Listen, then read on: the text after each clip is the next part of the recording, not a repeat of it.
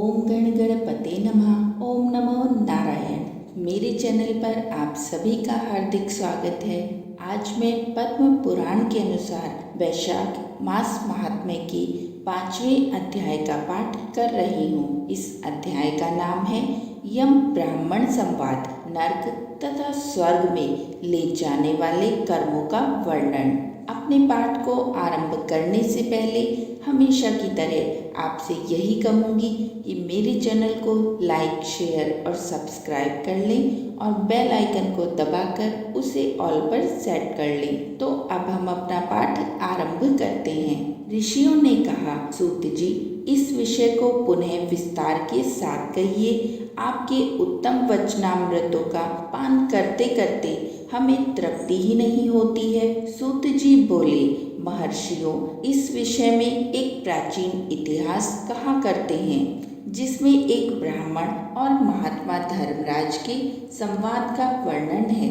ब्राह्मण ने पूछा, धर्मराज, धर्म और अधर्म के निर्णय में आप सबके लिए प्रमाण स्वरूप हैं, अतः बताइए, मनुष्य किस कर्म से नरक में पड़ते हैं तथा किस कर्म के अनुष्ठान से वे स्वर्ग में जाते हैं। कृपा करके इन सब बातों का वर्णन कीजिए। यमराज बोले, ब्राह्मण, जो मनुष्य मन, वाणी तथा क्रिया द्वारा धर्म से विमुख और श्री विष्णु भक्ति से रहित हैं, जो ब्रह्मा, शिव तथा विष्णु को भेद बुद्धि से देखते हैं, जिनके हृदय में विष्णु विद्या से विरक्ति है, जो दूसरों के खेत, जीविका, घर, प्रीति तथा आशा का उच्छेद करते हैं, वे नरकों में जाते हैं। जो मूर्ख जीविका का कष्ट भोगने वाले ब्राह्मणों को भोजन की इच्छा से दरवाजे पर आते देख उनकी परीक्षा करने लगता है, उन्हें तुरंत भोजन नहीं देता, उसे नरक का अतिथि समझना चाहिए। जो मूढ़, अनाथ, वैष्णव, दीन, रोगातुर तथा वृद्ध मनुष्य पर दया नहीं करता तथा जो पहले कोई नियम लेकर पीछे अजितेंद्रियता के कारण उसे छोड़ देता है, वह निश्चय ही नरक का पात्र है। जो सब पापों को हरने वाले दिव्य स्वरूप, व्यापक, विजयी, सनातन, अजन्मा, चतुर्भुज, अच्युत्य, विष्णु रूप दिव्य पुरुष श्री नारायण देव का पूजन, ध्यान और स्मरण करते हैं, वे श्री हरि के परम धाम को प्राप्त होते हैं। यह सनातन श्रुति है। भगवान दामोदर के गुणों का कीर्तन ही मंगलमय है। वही धन का उपार्जन है तथा वही इस जीवन का फल है। अमित तेजस्वी देवाधिदेव श्री विष्णु के कीर्तन से सब पाप उसी प्रकार नष्ट हो जाते हैं जैसे दिन निकलने पर अंधकार। जो प्रतिदिन श्रद्धा पूर्वक भगवान श्री विष्णु की यशोगाथा का गान करते और सदा स्वाध्याय में लगे रहते हैं, वे मनुष्य स्वर्गगामी हैं। विप्रवर, भगवान वासुदेव के नाम जप में लगे हुए मनुष्य पहले के पापी रहे हों तो भी भयानक यमदूत उनके पास नहीं फटकने पाते। द्विज श्रेष्ठ, हरि कीर्तन को छोड़कर दूसरा कोई ऐसा साधन मैं नहीं देखता जो जीवों के संपूर्ण पापों का नाश करने वाला प्रायश्चित हो। जो मांगने पर प्रसन्न होते हैं, देकर प्रिय वचन बोलते हैं तथा जिन्होंने दान के फल का परित्याग कर दिया है, वे मनुष्य स्वर्ग में जाते हैं। जो दिन में सोना छोड़ देते हैं, सब कुछ सहन करते हैं, पर्व के अवसर पर लोगों को आश्रय देते हैं, अपने से द्वेष रखने वालों के प्रति भी कभी द्वेषवश अहितकारक वचन मुंह से नहीं निकालते, अपितु सबके गुणों का ही बखान करते हैं, वे मनुष्य स्वर्ग में जाते हैं। जो पराई स्त्रियों की ओर से उदासीन होते हैं और सत्व गुण में स्थित होकर मन, वाणी तथा क्रिया द्वारा कभी उनमें रमण नहीं करते, वे मनुष्य स्वर्गगामी होते हैं। जिस किसी कुल में उत्पन्न होकर भी जो दयालु, यशस्वी, उपकारी और सदाचारी होते हैं, वे मनुष्य स्वर्ग में जाते हैं। जो व्रत को क्रोध से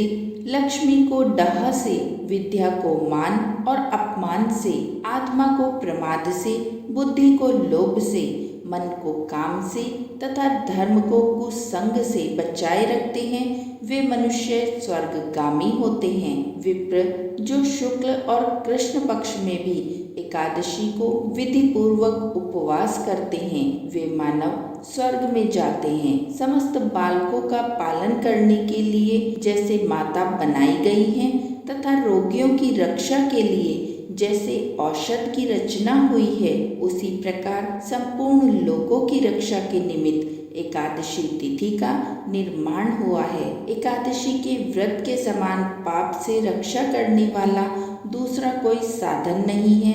अतः एकादशी को विधि पूर्वक उपवास करके मनुष्य स्वर्गलोक में जाते हैं। अखिल विश्व के नायक भगवान श्री नारायण में जिनकी भक्ति है, वे सत्य से हीन और रजोगुण से युक्त होने पर भी अनंत पुण्यशाली हैं तथा अंत में वे वैकुंठ धाम में पधारते हैं, जो वेतसी, यमुना, सीता, गंगा तथा पुण्य सलीला गोदावरी का सेवन और सदाचार का पालन करते हैं, जिनकी स्नान और दान में सदा प्रवृत्ति है। वे मनुष्य कभी नर्क के मार्ग का दर्शन भी नहीं करते, जो कल्याणदायिनी नर्मदा नदी के गोते लगाते हैं तथा उनके दर्शन से प्रसन्न होते हैं। वे पाप रहित हो महादेव जी के लोक में जाते हैं और चिरकाल तक वहां आनंद भोगते हैं। जो मनुष्य चंबल नदी में स्नान करके शौच संतोष आदि नियमों का पालन करते हुए उसके तट पर विशेषतः व्यासाश्रम में 3 रात निवास करते हैं, वे स्वर्गलोक के अधिकारी माने जाते हैं। जो गंगा जी के जल में अथवा प्रयाग, केदारखंड, पुष्कर, व्यासाश्रम या प्रयाग क्षेत्र में मृत्यु को प्राप्त होते हैं, वे विष्णु लोक में जाते हैं। जिनकी द्वारका या कुरुक्षेत्र में मृत्यु हुई है अथवा जो योगाभ्यास से मृत्यु को प्राप्त हुए हैं अथवा मृत्यु काल में जिनके मुख से हरि इन 2 अक्षरों का उच्चारण हुआ है, वे सभी भगवान श्री हरि के प्रिय हैं। विप्र जो द्वारकापुरी में 3 रात भी ठहर जाता है, वह अपनी 11 इंद्रियों द्वारा किए हुए सारे पापों को नष्ट करके स्वर्ग में जाता है। ऐसी वहाँ की मर्यादा है।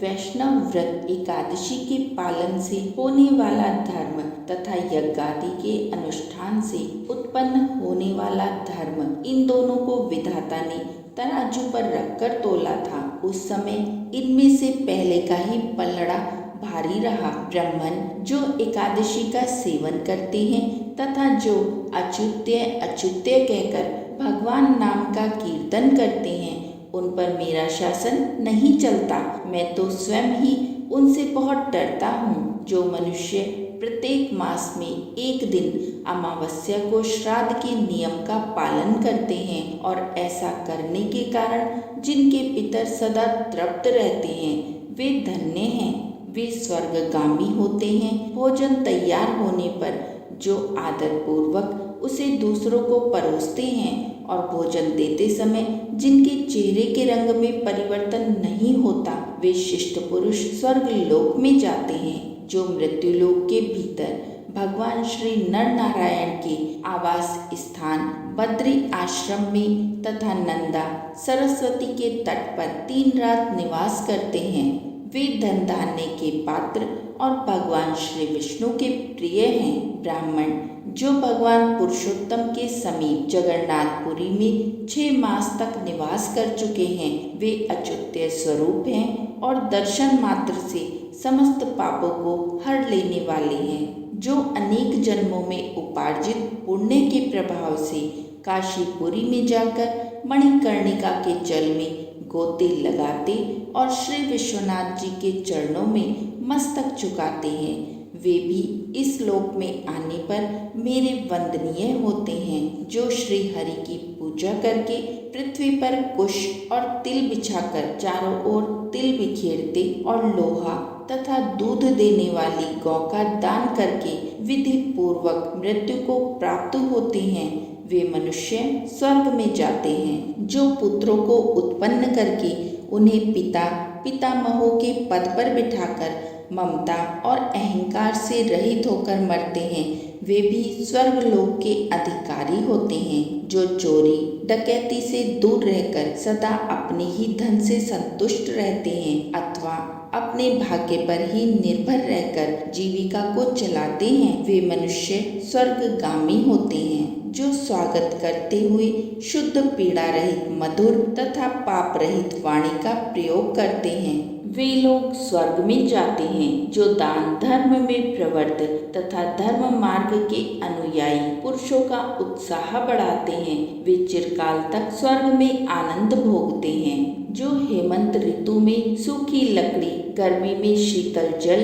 तथा वर्षा में आश्रय प्रदान करता है, वह स्वर्गलोक में सम्मानित होता है। जो नित्य नैमित्तिक आदि समस्त पुण्य कालों में भक्तिपूर्वक श्राद्ध करता है, वह निश्चय ही देवलोक का भागी होता है।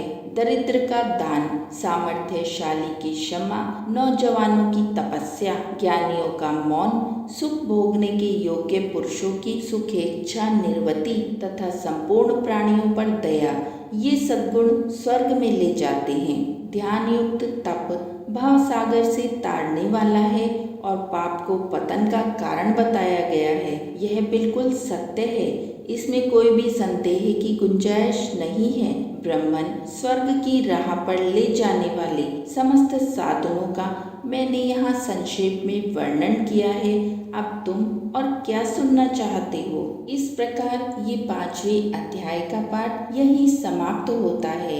यम ब्राह्मण संवाद, नर्क और स्वर्ग में ले जाने वाले कर्मों का वर्णन।